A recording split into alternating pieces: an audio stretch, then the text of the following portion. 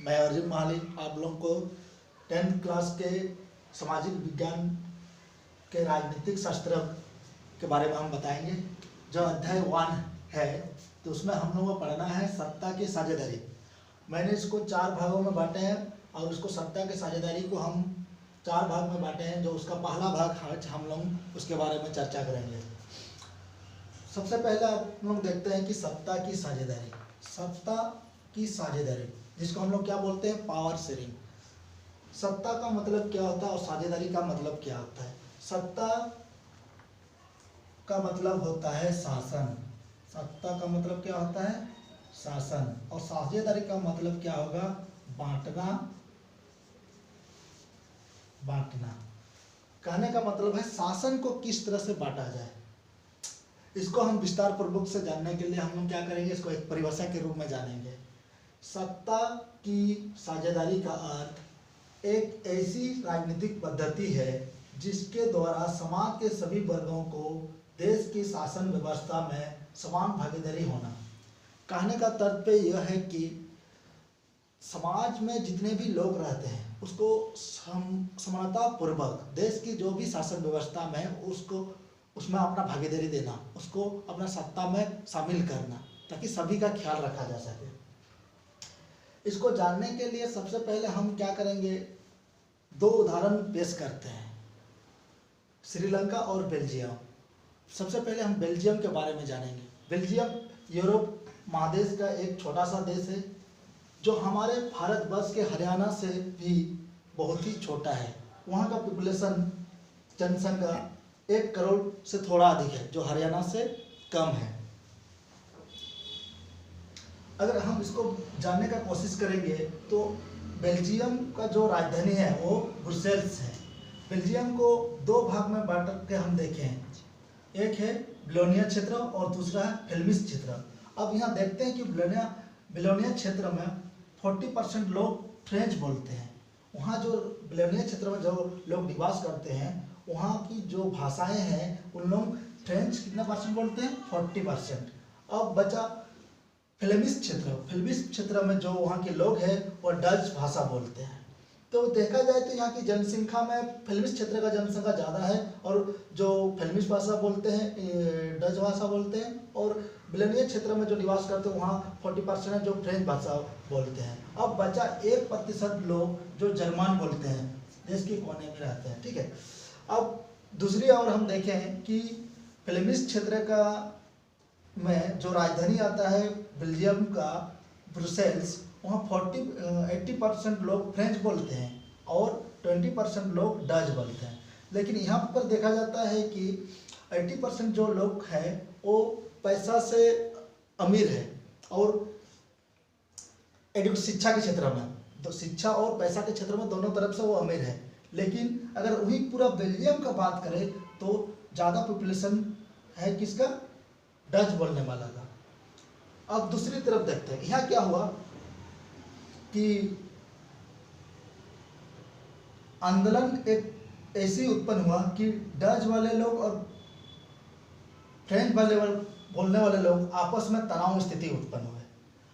तो बेल्जियम सरकार ने इसको रोकने के लिए समय समय पर संविधान में संशोधन किए और आपसी तालमेल को बढ़ावा दिया। दूसरी तरफ हम देखते हैं, दूसरी तरफ है श्रीलंका। श्रीलंका में हुआ क्या, श्रीलंका हमारे देश भारत के तमिलनाडु क्षेत्र, जो देश के कोना दक्षिण छोर का तमिलनाडु क्षेत्र से कुछ ही दूर श्रीलंका स्थित है, जो एशिया का एक क्या है, द्वीपीय महाद्वीप। द्वीपीय महाद्वीप इसलिए कहा जाता है क्योंकि ये जो देश है और संपूर्ण चारों ओर समुद्र के पानी से घिरा हुआ, बीच में एक टापू टाइप है, इसीलिए इसको द्वीपीय महाद्वीप कहा जाता है। श्रीलंका में 74% सिंहली जनसंख्या वाले सिंहली समुदाय रहते हैं जो बौद्ध धर्म को मानते हैं अधिक, और 18% लोग, जो 18% लोग हैं वो तमिल भाषा बोलते हैं, और शेष अन्य धर्म वाले छोटे छोटे ईसाई हुआ, मुस्लिम हुआ, छोटे समुदाय के लोग निवास करते हैं। वहाँ की आबादी लगभग 2 करोड़ है।